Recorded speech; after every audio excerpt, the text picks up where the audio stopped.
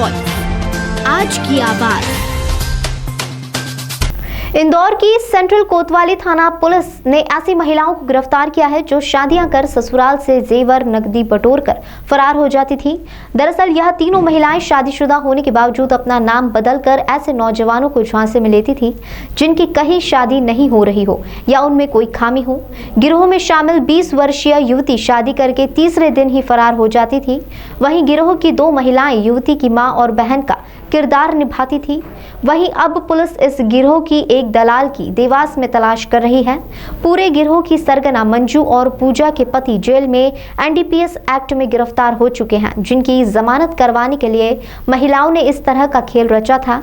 लेकिन पुलिस को आशंका है कि यहां महिलाएं पहले भी इस तरह के अपराध को अंजाम दे चुकी है। फिलहाल पुलिस इनसे सख्ती से पूछताछ कर रही है और अन्य पीड़ितों की भी तलाश कर रही है जिनके साथ इस तरह का धोखा हुआ हो। थाना कोतवाली में नारतोड़ा के निवासी रवि सिंह द्वारा सूचना दी गई कि उसके साथ एक महिला जिसने अपना नाम रेशमा बताया था, उससे दिनांक 24/12 को शादी करी और 26 को वो घर से चली गई।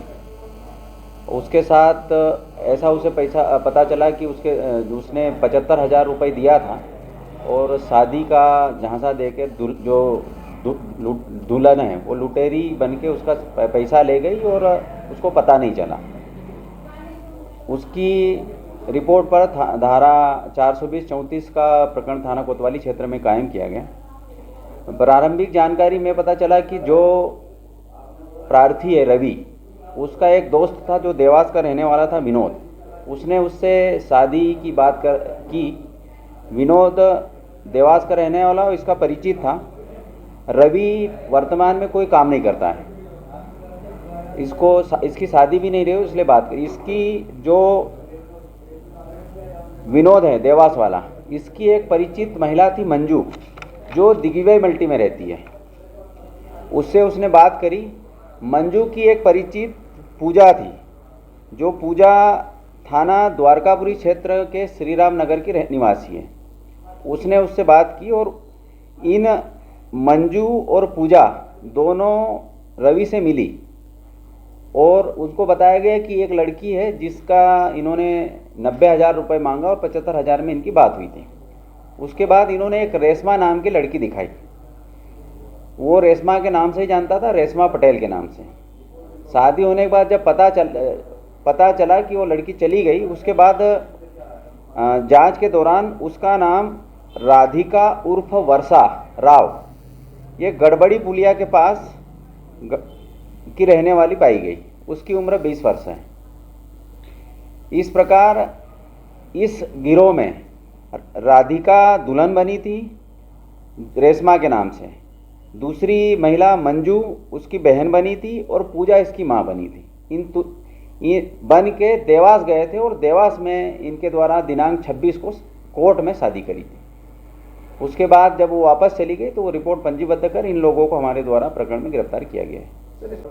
नहीं, अभी जांच में चूंकि प्रार्थी ने बताया था कि वो उसका परिचित है, तो अभी उसको आरोपी नहीं बनाया गया। लेकिन जो अन्य आरोपी हैं, इसके आधार पे तो ये पता चल रहा है कि इसका भी रोल कहीं ना कहीं है।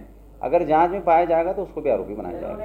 अभी तो इन्होंने केवल एक ही बता रहे हैं, लेकिन जिस हिसाब से लग रहा है उस हिसाब से इन्होंने अन्य घटनाएं भी की होगी। अभी पूछताछ की जा रही, पूछताछ में खुलासा होगा तो उन लोगों को भी आरोपी बनाया जाएगा। इसमें जो दुल्हन बनी है वो झाड़ू पोछा का काम करती है, जो बहन बनी है मंजू वो बर्तन मांजने का काम करती है, और जो पूजा है ये भी झाड़ू पोछा का ही काम करती है। हाँ, ये राधिका तो कुंवारी है, लेकिन पूजा और मंजू दोनों शादीशुदा है। और मंजू का पति वीरेंद्र चौधरी और पूजा का पति सोनू मराठा, ये दोनों इनके बताए अनुसार एनडीपीएस में बंद हुए हैं और जेल में हैं।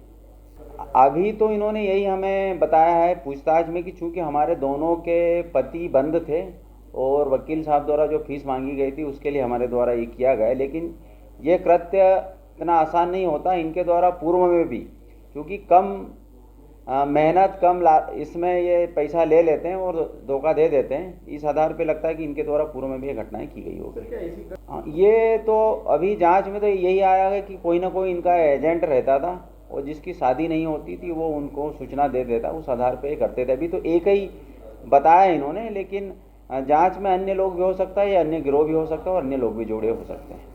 नहीं, अभी तो इन्होंने कुछ बताया नहीं है। जो कि तीनों गिरफ्तार हुई है इसमें नहीं बताया है। इसमें राधिका के द्वारा बताया गया है कि उसे 10,000 केवल मिले थे, अन्य पैसे इन्होंने रख लिए थे। अब इसमें मनोज का भी नाम आ रहा है, तो उससे पूछताछ के बाद फिर ये क्लियर हो पाएगा कि पैसा कितना कितना किसको किसको डिस्ट्रीब्यूट हुआ है।